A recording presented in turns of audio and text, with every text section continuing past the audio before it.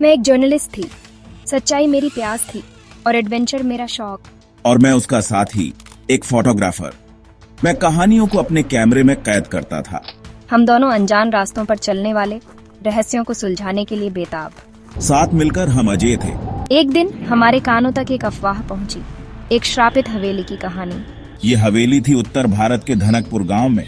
कहते थे ये हवेली भूतिया है। एक सिहरन हमारे अंदर दौड़ गई। ये मौका हाथ से जाने नहीं देना था। अफवाह थी कि इस हवेली का भूतकाल बहुत दुखद था। डेरा 100 साल पहले एक तांत्रिक ने इस हवेली को श्राप दिया था। ये कहानी लोग फुसफुसाते हुए सुनाते थे। गांव वाले हवेली से डरते थे। वो उस हवेली के आसपास भी नहीं जाते थे, लेकिन हम गांव वालों जैसे नहीं थे। हमें डर नहीं लगता था। हम अनजान का सामना करने को तैयार थे। सच्चाई की प्यास हमें आगे खींच रही थी। हम धनकपुर की ओर चल पड़े, उन रहस्यों से रूबरू होने को बेताब जो हमारा इंतजार कर रहे थे।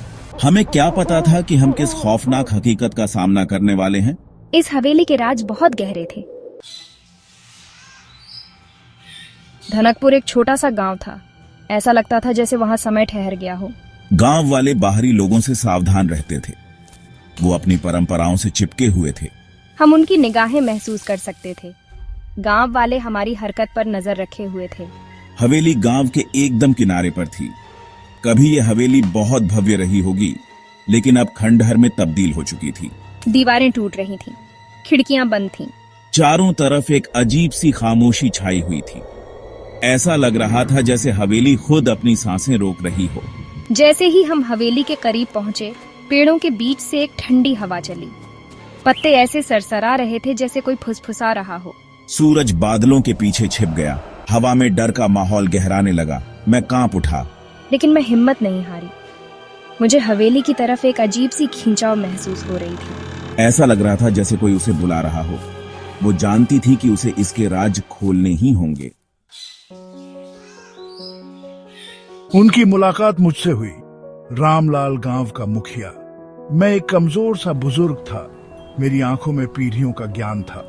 वो हवेली के बारे में बात करने से हिचकिचा रहे थे, लेकिन मेरी जिद के आगे उन्हें झुकना पड़ा। मैंने उन्हें ठाकुर वीरेंद्र सिंह की कहानी सुनाई। ठाकुर एक क्रूर इंसान था जिसने एक शक्तिशाली तांत्रिक का गुस्सा भड़का दिया था। तांत्रिक ने ठाकुर और उसके परिवार को श्राप दिया था। उसने कसम खाई थी कि उनकी आत्माओं को कभी शांति नहीं मिलेगी।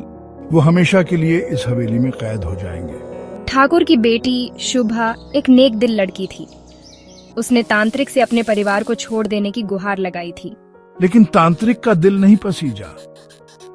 उसने शुभा की आत्मा को भी इस हवेली में कैद कर दिया। कहते हैं उसकी आत्मा इस हवेली में भटकती रहती है, श्राप से मुक्ति पाने का रास्ता ढूंढती हुई। मैं ध्यान से सुन रही थी। मैं इस दुखद घटना का दर्द महसूस कर सकती थी। ये सिर्फ एक कहानी नहीं थी, ये मदद की गुहार थी। वो शुभा की आत्मा को मुक्त कराने की ठान चुकी थी। हम दहलीज पर खड़े थे। हवेली हमारे सामने खड़ी थी। हवा में बेसब्री का आभास था। हर कदम आगे बढ़ना अनजान में कदम रखने जैसा था। मैं उन कैद आत्माओं की उपस्थिति को महसूस कर सकती थी। उनके दुखों का बोझ हम पर था। हमें सच्चाई का पता लगाने और श्राप को तोड़ने के लिए प्रेरित कर रहा था। एक गहरी सांस के साथ हमने दहलीज पार की। अंदर जो भी भयावह चीजें थीं, उनका सामना करने के लिए तैयार। हमें क्या पता था कि अंधेरे के गर्त में हमारी यात्रा अभी शुरू ही हुई थी। किसने हिम्मत की इस हवेली की शांति भंग करने की?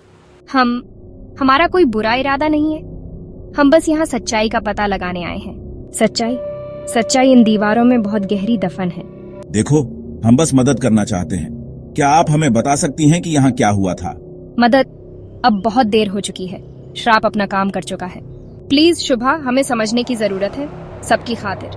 बहुत खूब, लेकिन चेतावनी है, अतीत हमेशा उन लोगों पर दया नहीं करता जो इसे ढूंढते हैं। रवि, मुझे लगता है कि हमें कुछ मिल गया है। इस पुरानी पांडुलिपि को देखो। तुम सही कह रही हो अदिति। ये सब कुछ समझने की कुंजी हो सकती है। तुम मेरी अवज्ञा करने की हिम्मत करते हो? तुम सबको इस गुस्ताखी की कीमत चुकानी पड़ेगी। हम तुम्हें किसी और को नुकसान नहीं पहुंचाने देंगे। पीछे रहो अदिति, हमें उसे रोकने का कोई रास्ता खोजना होगा। मुझे आजाद करने के लिए शुक्रिया। मैं आखिरकार शांति से आराम कर सकती हूँ। ये तो हम कर ही सकते थे शुभा।